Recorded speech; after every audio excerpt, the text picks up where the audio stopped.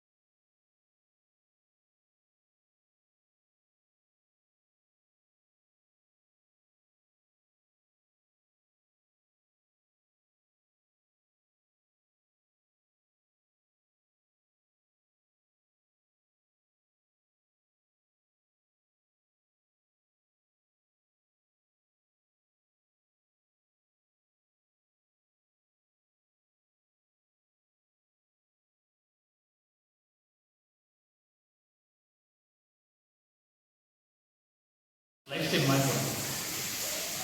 Job బట్టే life style మారిపోతాం. అర్థమైందా?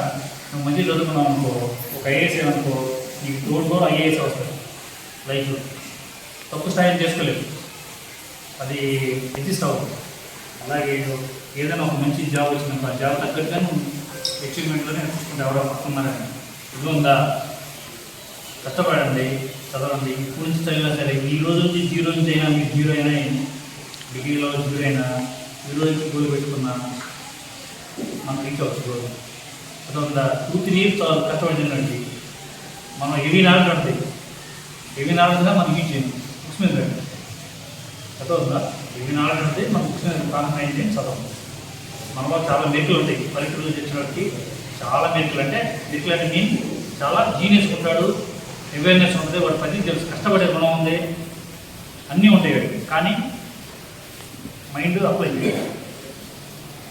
అదొందా మంచి మంచి ప్రొఫెసర్స్ ఉంటారు మీకు, అదొందా వాళ్ళ దగ్గర అడ్వైస్ తీసుకోండి. అదొందా వాళ్ళ అడ్వైస్ తీసుకోండి, సలహాలు తీసుకోండి. ఏమైనా ఇష్యూస్ ఉంటే కూడా ఓపెన్గా మాట్లాడండి. లెక్చర్స్తో మాట్లాడితే మీకు సబ్జెక్ట్ తెలుస్తుంది. వెళ్ళిపోయిన తర్వాత వాళ్ళు మీకు మీరు కాంటాక్ట్లో అయితే హ్యాపీగా ఫీల్ అవుతారు, కానీ మీరు కాంటాక్ట్ చేయడం ధైర్యం సరిపోతుంది. పచ్చిగా చెప్తాను, వాళ్ళ కాంటాక్ట్లోకి వెళ్ళాలంటే భయం వస్తుంది.